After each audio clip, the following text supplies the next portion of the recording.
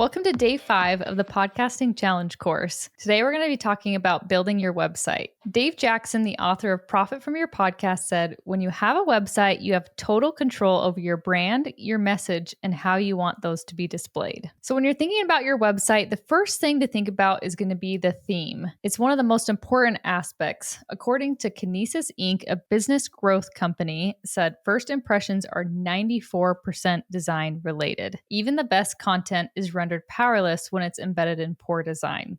So you want to make sure you create a compelling and eye-catching theme for your site and make it something that people want to continue to scroll on. And we'll talk about scrollability here. So first thing is going to be create a seamless website navigation. Second is create quality content. Third, encourage visitors to scroll. And fourth, make sure it is mobile friendly. So creating a seamless website navigation, you want to make sure that it's easy enough that people can go through and find what they're looking for. I think it's the most annoying thing when you go to a website and there's one thing you're looking for and you just can't find it anywhere. I want to see the team that works at this company, and you're going and you're trying to find it and you just can't find what you need anywhere.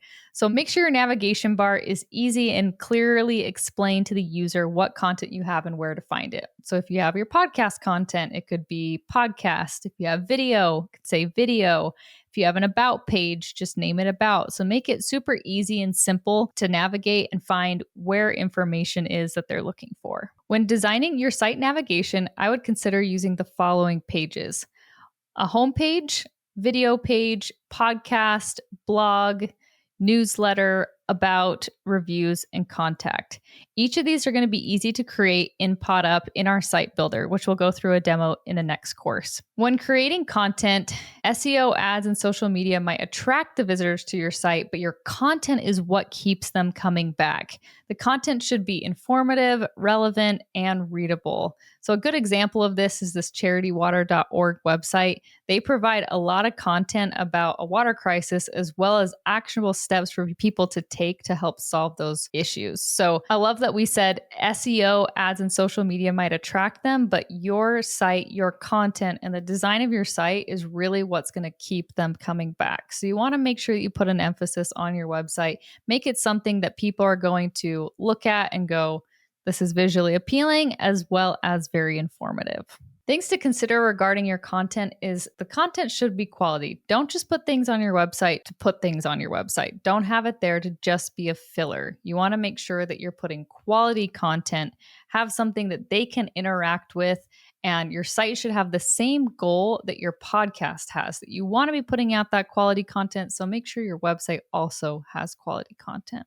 Next would be to encourage visitors to scroll. We live in such a scrollable world. If you look at anybody on their phone, they're constantly scrolling and scrolling and scrolling. So you want to make sure that you have good content and good design that people are going to want to continue to scroll throughout your website. So only about 57% of people make it past the first screen and scroll down to the second screen.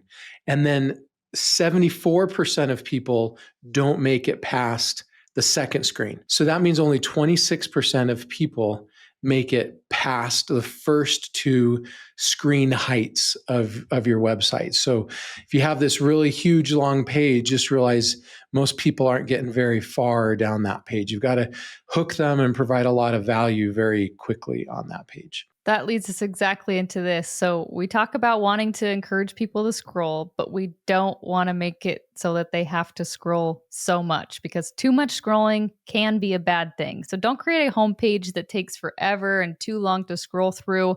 Visitors will lose interest very quickly. Strategically place interesting graphics or information on your site so that it will show up at specific points in your scroll. Something that I know on Nathan's Podcasting Secrets website is on the first banner, there is a place that people can sign up for their newsletter. So it is the first call to action right there, encouraging people to sign up. So any of those people that don't scroll much further, they've at least seen that and hopefully signed up for the newsletter. So try and keep people and visitors interested. And the same thing with that newsletter is it's not just, hey, sign up for the newsletter. It's, hey, sign up for our newsletter and you will receive, and it tells about the following things, tips, tricks, different things about podcasting.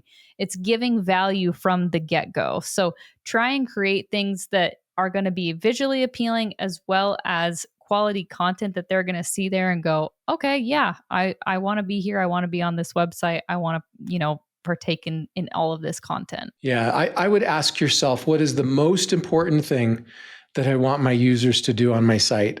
And I would put that first at the very top of your site. You want to also make sure that your website is mobile friendly.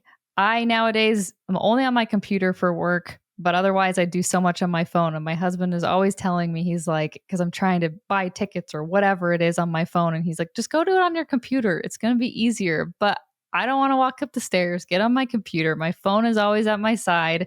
So we want to make sure that every website is friendly on a mobile device. It can be navigated. You won't lose them. If it's something that doesn't look good, it's not easy to use, you will lose users if it's not mobile friendly. Yeah, nowadays, I believe the statistic is that 58% of all website traffic is from mobile devices. So if your website is not mobile friendly, you're going to lose more than half of the visitors to that site. You want to make sure that you test this out. So the only way to know for sure if your website is mobile friendly is test it. And you can also use a free website called Responsinator, and that will also help test for mobile responsiveness of the site.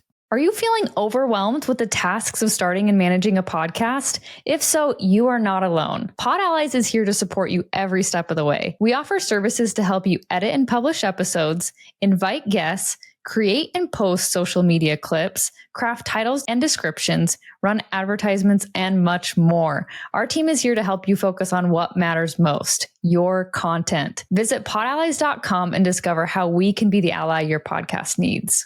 10 of the biggest mistakes that I would say when building a site is not making it mobile friendly, not prioritizing accessibility, also prioritizing aesthetics over user experience. That's a big one. You want to make sure that your user experience is very easy. Otherwise, you're going to lose people. Having an unclear navigation, as we can see on this picture right here, I can't even look at it. It stresses me out so much, but this is a screenshot from a website. You can see the navigation on the left-hand side. There's so many different options. There's some that are black. There's some that are red. It's really overwhelming. Not a clear navigation.